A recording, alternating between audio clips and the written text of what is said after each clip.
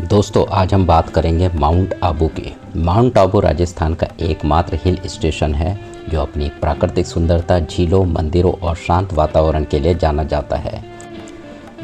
यह अरावली पर्वत श्रृंखला में स्थित है और गर्मियों के महीनों में पर्यटकों के लिए एक पसंदीदा पर्यटन स्थल है।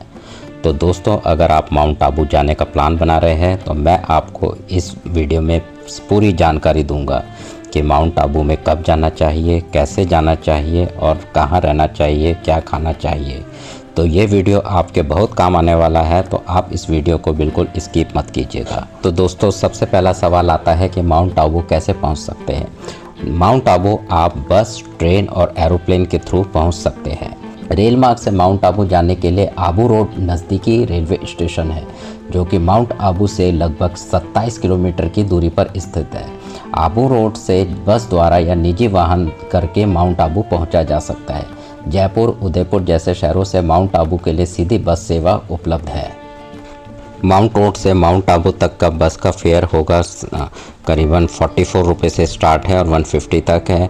अगर आप टैक्सी से जाते हैं, टैक्सी का 1200 से लेके 2400 इनोवा का है। और अगर आप शेयरिंग कैब करके जाते हैं तो 600 से 800 रुपये पर पर्सन होता है। अगर आप फ्लाइट से माउंट आबू आने की सोच रहे हैं तो नज़दीकी हवाई अड्डा उदयपुर में है जो कि माउंट आबू से लगभग 185 किलोमीटर दूर स्थित है। उदयपुर से माउंट आबू के लिए सीधी बस उपलब्ध है, अदरवाइज़ आप निजी वाहन भी किया जा सकता है। अब बात करते हैं होटल की। नक्की झील के आसपास के क्षेत्र में पोलो मैदान के चारों तरफ बहुत सारे होटल हैं जहां पर्यटक अपने सुविधा अनुसार रुक सकते हैं। इनमें सस्ते से लेकर 5 स्टार होटल तक सभी उपलब्ध है। माउंट आबू में कई धर्मशालाएं भी उपलब्ध है। इसके अलावा गुरुद्वारा, जैन धर्मशाला भी स्थित है जहां रुका जा सकता है। साथ ही साथ वहां के बहुत से निवासी होटल के बजाय काफ़ी सस्ती दर में अपने घर में सैलानियों को रहने की सुविधा देते हैं। होटल के बाहर कई रेस्टोरेंट मौजूद है जहां नाश्ते व भोजन का आनंद लिया जा सकता है। यहां के रेस्टोरेंट में उत्तर भारतीय, नॉर्थ, साउथ, पंजाबी, राजस्थानी, दाल बाटी चूरमा तथा गुजराती सभी प्रकार का नाश्ता व भोजन उपलब्ध है।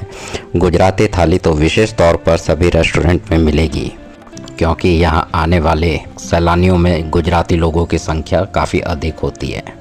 माउंट आबू घूमने के लिए रोडवेज बस उपलब्ध है जो कि पूरे दिन टूरिस्ट को माउंट आबू के सभी मुख्य टूरिस्ट पॉइंट दिखाती है। इसके अलावा अगर कोई दोपहिया वाहन पसंद करता है तो माउंट आबू में दोपहिया वाहन किराए पर मिलता है।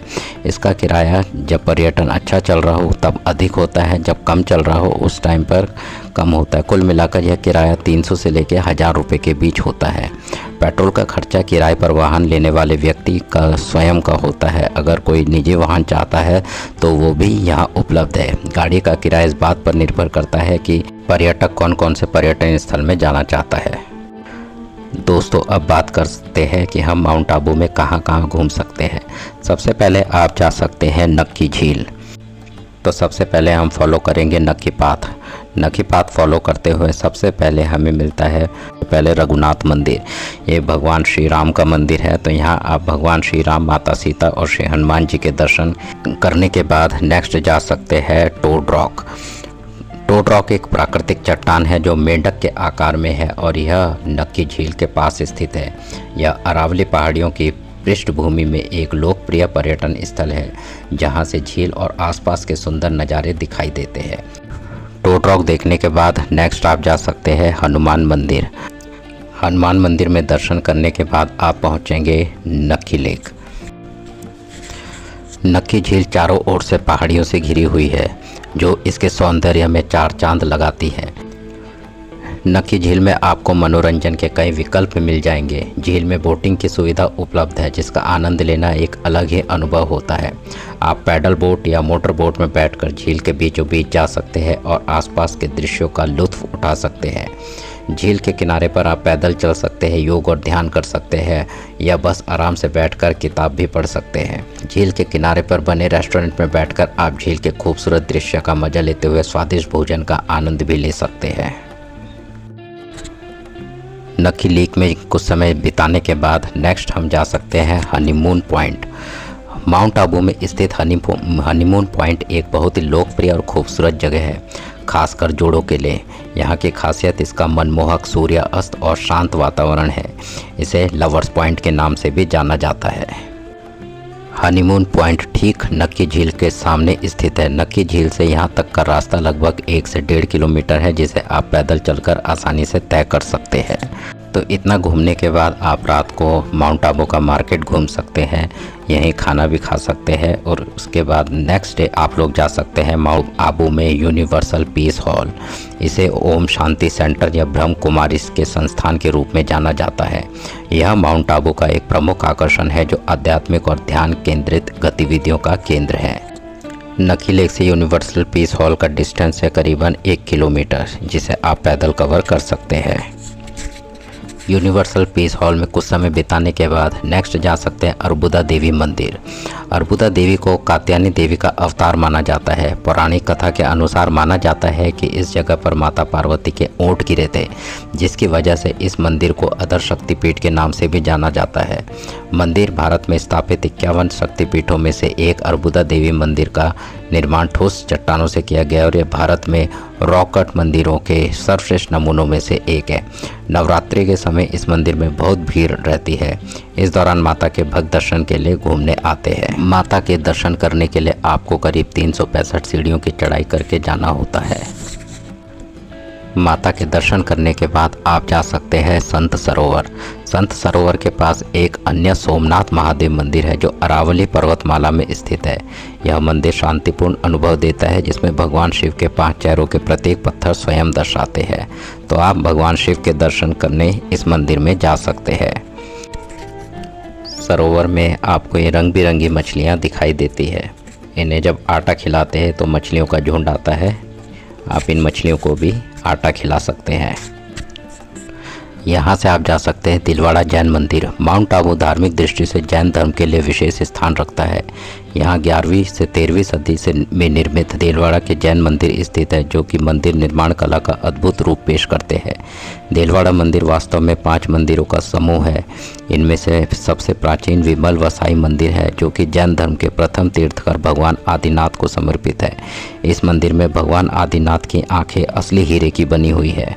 इस मंदिर का निर्माण पूर्ण रूप से सफ़ेद संगमरमर को तराश कर किया गया है। माउंट आबू के दिलवाड़ा से गुरु शिखर जाने वाले रास्ते पर आपको ट्रेवर्स टैंक जाने का रास्ता मिल जाएगा। यहाँ वन विभाग ने निर्धारित टिकट लेकर आप जा सकते हैं। अगर आप यहाँ जा रहे हैं तो अपनी टैक्सी अपने वाहन से ही जाए। मुख्य मार्ग से करीब 1.5-2 किलोमीटर अंदर ये टैंक बना हुआ है। चारों तरफ हरियाली और पहाड़ों से घिरा ये तालाब यहाँ दिखाई देने वाले मगरमच्छ के लिए जाना जाता है। टैंक के किनारे पत्थरों पर मगरमच्छ धूप सेकते नजर आ जाते हैं। यहाँ से आप आगे जा सकते हैं गुरु शिखर। अरावली की पहाड़ियों के सबसे ऊंचे स्थान को गुरु शिखर नाम मिला। इसके पीछे ऋषि वशिष्ठ की कहानी है। जो संत और तपस्वी थे, उन्होंने यहाँ तपस्या की। इसी वजह से लोगों ने इसे गुरु शिखर कहना शुरू कर दिया। यहाँ अहिल्या माता का मंदिर है। दत्तात्रेय मंदिर भी है, जहाँ ब्रह्मा, विष्णु और महेश की पूजा होती है। इसकी ऊंचाई 5650 फीट है। गुरु शिखर लोग सिर्फ घूमने नहीं जाते, यहाँ से कई धार्मिक कहानियाँ भी जुड़ी है। यहाँ तक कि देवताओं की बनाई एक झील से भी पर्वत जुड़ता है। इस झील का नाम है नक्की झील।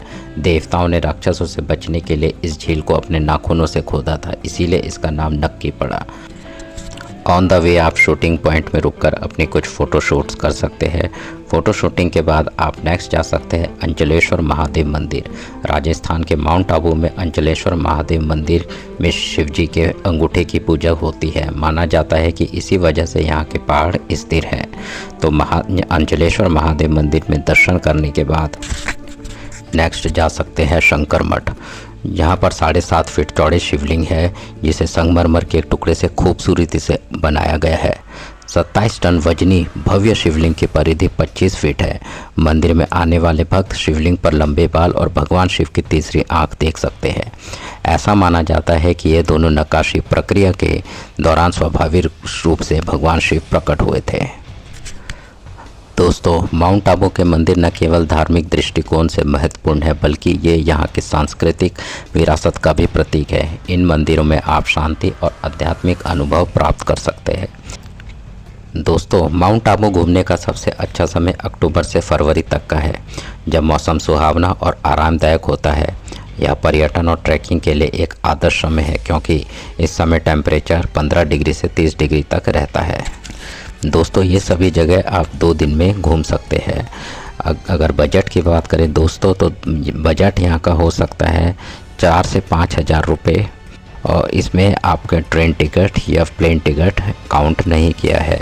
तो दोस्तों, आपको हमारा वीडियो कैसा लगा है हमें कमेंट सेक्शन में ज़रूर बताएं, और आप हमारे वीडियो को लाइक और शेयर भी कीजिए और हमारे चैनल को सब्सक्राइब भी कीजिए। हम आपको इसी तरह के और वीडियोस दिखाते रहेंगे। Thanks for watching.